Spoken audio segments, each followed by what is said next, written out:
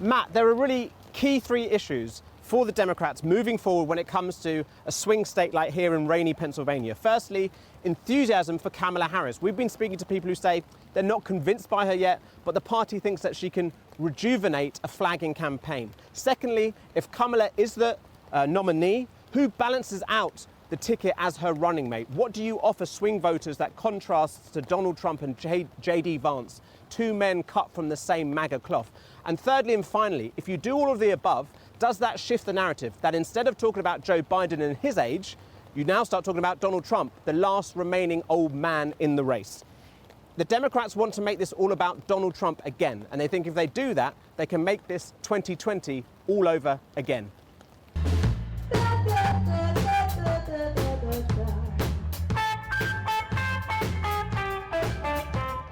Pittsburgh, the Steel City, where presidents test their mettle in this battleground state of Pennsylvania.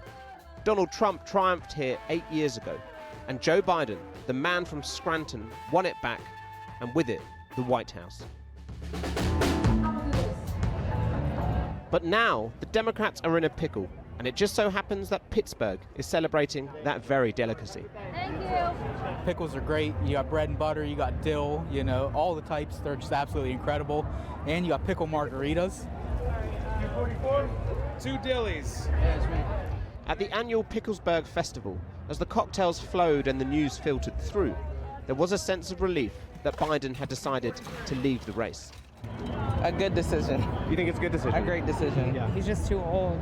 I mean, both of them are too old, but he really is too old. I think it's good that he stepped down. Obviously, he is older, and I'm sure he has some health concerns, but he's not a malignant narcissist. I don't think it was a terrible presidency, but I don't think it was the best. I'm very much a Democrat, a liberal, so I'm hoping whoever they decide to push forward can defeat him.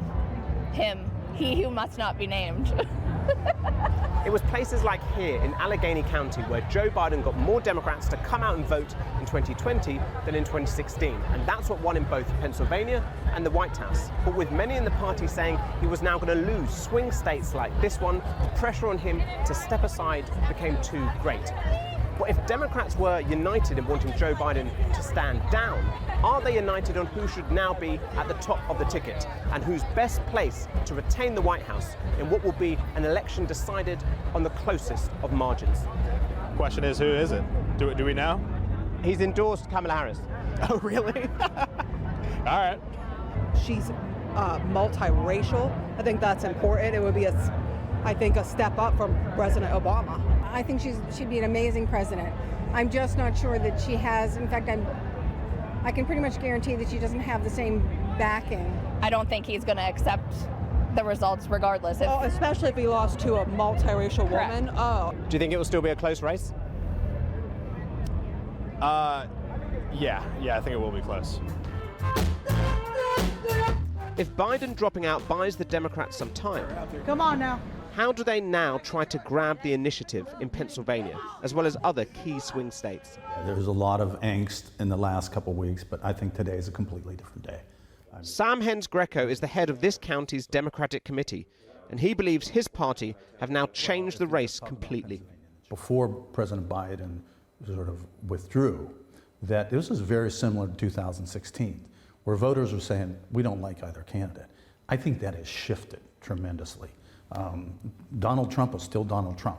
Donald Trump hasn't changed. The path to the White House runs through Midwestern cities like these.